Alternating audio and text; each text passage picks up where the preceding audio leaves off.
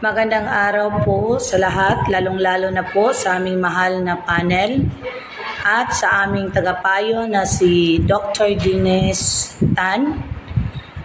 Ito po ang presentasyon ng aming grupo sa aming pananaliksik na pinamagatang karanasan ng mga mag-aaral sa pagsasagawa ng pananaliksik sa senior high school bilang penal na depensa sa asignaturang EDOC 353 Advanced Qualitative Methods of Research. At ito naman po ang aking mga kasamahan, si Ginang Andreline B. Nacario, ang iyo pong lingkod ay si Ginang Nesel V. Kagampan at si Ginang LCG Hiraga. Presentasyon at interpretasyon ng mga datos. Tatlong tema na lumitaw. Una, kakulangan sa akses sa mga pinagkukunan ng datos.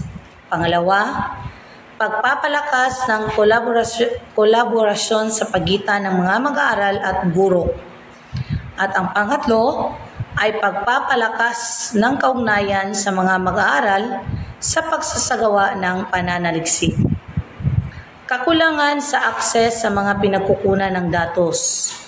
Ang temang ito ay tumutukoy sa mga problema ang kinakaharap ng mga mananaliksik dahil wala silang sapat na mga mapagkukunan ng impormasyon sa pagsasagawa ng pananaliksik.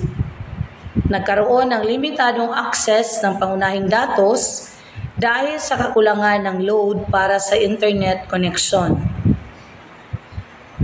Narito naman ang presentasyon ng mga datos na may tema, kategorya at koda tungkol sa kakulangan sa akses sa mga pinagkukunan ng datos sa pagsasagawa ng pananaliksik.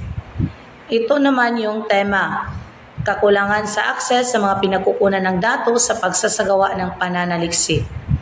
Kategorya, hamon sa pagsasagawa ng pananaliksik, problema sa karanasan sa pagsasagawa ng pananaliksik. Sa pananaliksik ni Santos 2016, natuklasan na may mga espesyal na kahirapan ang mga mag-aaral sa pagbuo ng kanilang mga pananaliksik, kabilang ang kawalan ng akses sa mga sanggunian at kakulangan sa kaalaman sa estruktura at pamamaraan ng pananaliksik. Ang ikalawang temang nabuo ay pagpapalakas ng kolaborasyon sa pagitan ng mga mag-aaral at guro.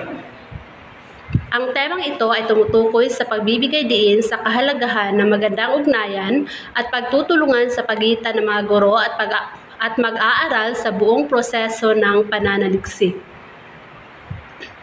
So narito yung talahanayan 2, presentasyon ng mga datos na may tema, kategorya at koda tungkol sa pagpapalakas ng kolaborasyon sa pagitan ng mga mag-aaral at guro. So ang tema ay pagpapalakas ng kolaborasyon sa pagitan ng mga guro at mag-aaral, at ang kategorya naman ay estratehiya na ginamit sa pagsasagawa ng pananaliksik at mapabuti ang support system sa pagsasagawa ng pananaliksik at yung mga koda. So, sa pag-aaral ni Santos et al. 2021, nilinaw ng pag-aaral ang papel ng suporta ng guro sa pagpapabuti ng karanasan ng mga mag-aaral sa pananaliksik sa senior high school na naglalayong mapalakas ang kanilang kakayahan at kumpiyansa. At yung ikatlong tema na nabuo ay pagpapalakas ng kaugnayan sa mga mag-aaral sa pagsasagawa ng pananaliksik. Ang temang ito ay tumutukoy sa pagbibigay diin sa kahalagahan ng aktibong pakikilahok ng mga mag-aaral sa proseso ng pananaliksik. Nangangahulugan ito ng pagpapalakas ng mga ugnayan at pagtutulungan ng mga guro at mag-aaral sa pagpaplano, pagpapatupad ng pagsusuri ng pananaliksik. At talahanayan 3, presentasyon ng mga datos na may tema, kategorya at koda tungkol sa pagpapalakas ng kaugnayan sa mga mag-aaral sa pagsasagawa ng pananaliksik. Yung tema ay pagpapalakas ng kaugnayan sa mga mag-aaral sa pagsasagawa ng pananaliksik, at yung mga kategorya naman ay karanasan sa pagsasagawa ng pananaliksik at mungkahi o rekomendasyon para sa mapabuti ang pagsasagawa ng pananaliksik. At narito yung mga koda.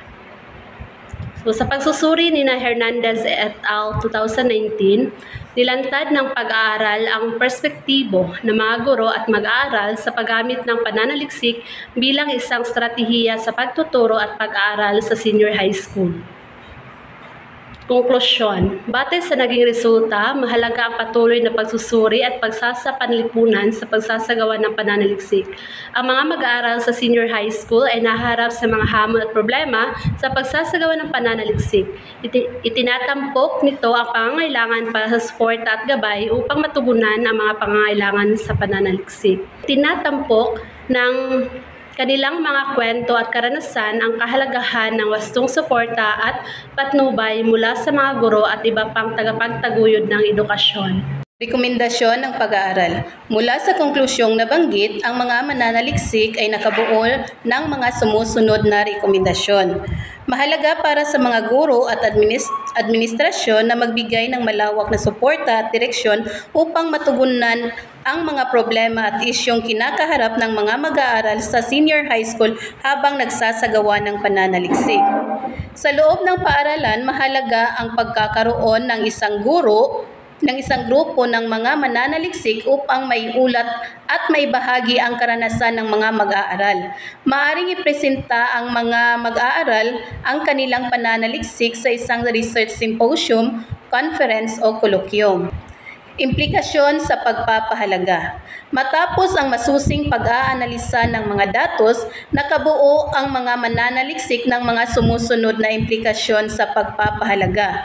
Una, mahalagang palakasin ang suporta at paggabay ng mga guro at iba pang tagapagturo sa pamamagitan ng pag-unawa sa mga isyu at isyong kinakaharap ng mga mag-aaral sa senior high school kapag nagsasagawa ng pananaliksik. Pangalawa, ang pag-unawa sa mga estratehiya at kasanayan ng mga mag-aaral sa senior high school kapag nagsasagawa ng pananaliksik ay maaring mapahusay ang kanilang pagsusuri at pag-unawa sa mahahalagang paksa at isyu. Panghuli, ang pakikipag-usap at pagha-highlight sa mga karanasan ng mga pananaliksik ng mga mag-aaral sa senior high school ay nagpapataas ng kanilang pagpapahalaga sa kanilang sarili at kakayahan. Ito ang mga dokumentasyon. Maraming salamat po sa pakikinig.